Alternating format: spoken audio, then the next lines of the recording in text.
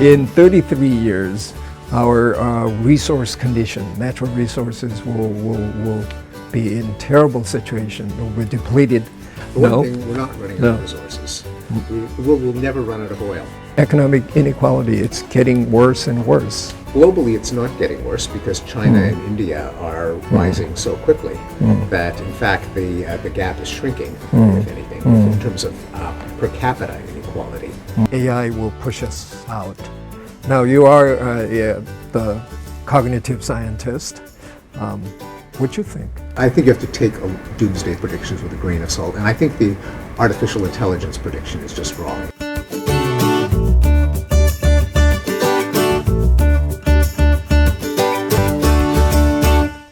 Hi, Steve. How are you? Nice to see you. Nice to see you. Thank you for doing this. Thank you. Thank you. Okay. Have a seat. Thank you.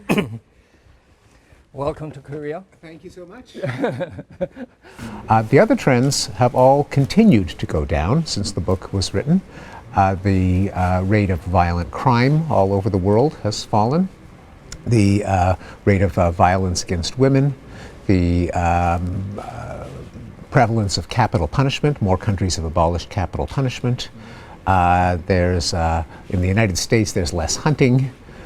So just about any statistic you look at, it's continued to go down, with the exception of war. Much of your data are actually from the last 50 years.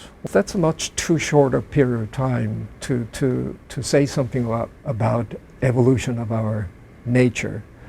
Are you a little too quick to conclude these things may come along in, say, in about 100 years we might get into a huge violence and some sort?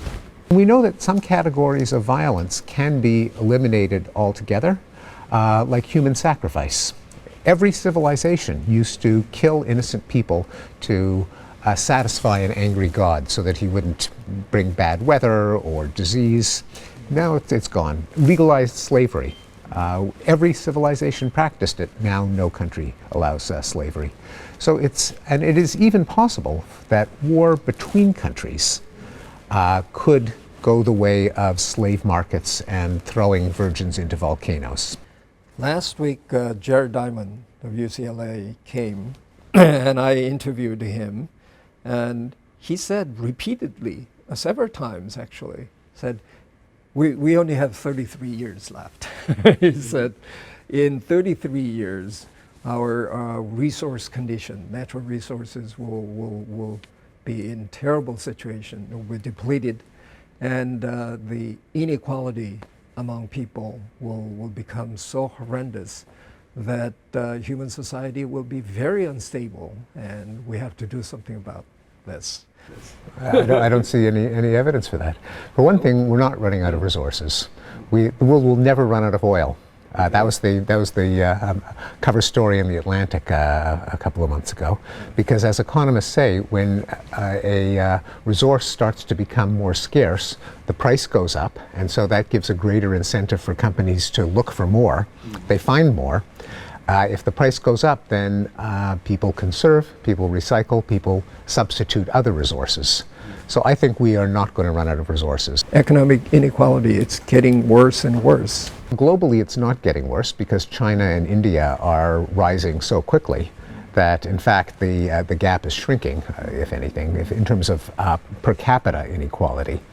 And within countries, there has not been a civil war fought over the fact that Bill Gates has more money than I do.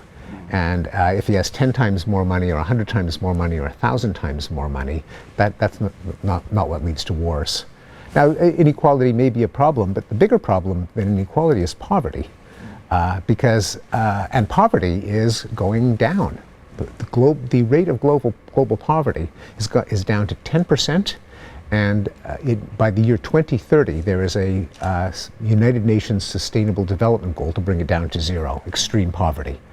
And likewise, even in industrialized countries like Korea and the United States, even if inequality increases, that doesn't mean that people are getting poorer. It just means the rich are getting richer faster than the poor are getting richer. And wars aren't fought over inequality. So you're saying as long as the poorest become just reasonably poor, there may not be so much over conflict. Well, most conflicts are not fought between the rich and the poor anyway. Oh. But in just terms of morally, it is much more important to raise up the poor. Worries about. Yes, it's not the. I mean, you can think of maybe the Russian Revolution, although the Russian Revolution was not fought by poor people. The communists were bourgeoisie. They were not. So wars are generally not fought by rich versus poor. That's a kind of a Marxist fantasy. What about mental brutality? Mm-hmm. Do you think it has decreased as well as physical brutality? Because our language got more sophisticated, our society got more complex, and perhaps mental brutality has actually increased rather than decreased over the years? I don't think there's evidence that rudeness or insults have increased to compensate for the physical violence, because if you look back in novels in the 19th century and 18th century, there was plenty of people insulting each other, belittling each other, restraining each other. So I think what has happened is we have become more sensitive to brutal interactions. If I say in the United States, in this country, people get where they are based on hard work and talent. That's a microaggression, because it implies that racial minorities, the reason that they're poor is they don't try hard enough. So that's now called aggression. That shows how our standards for what counts as aggression have grown.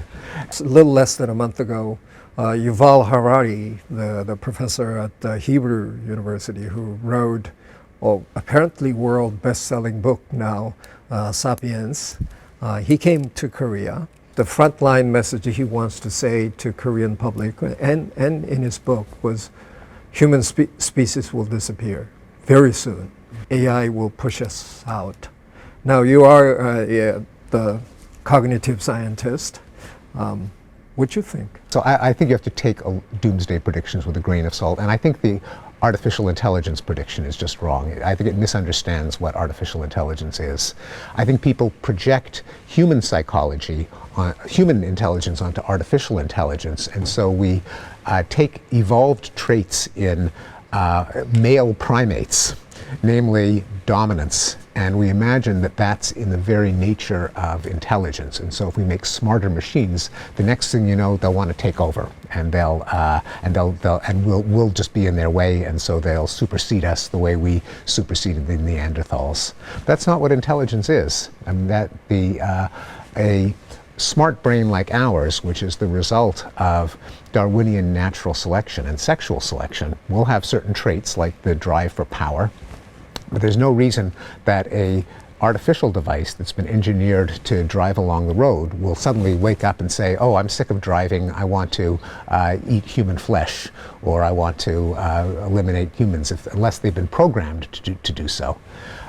We have an example of high intelligence that has no desire to dominate, namely women.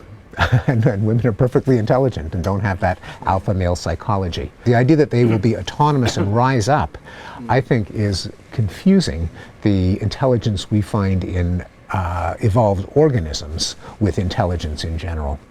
What to think about all these interesting issues. Well, thank you so much for having me. Thank you. It's been a real pleasure.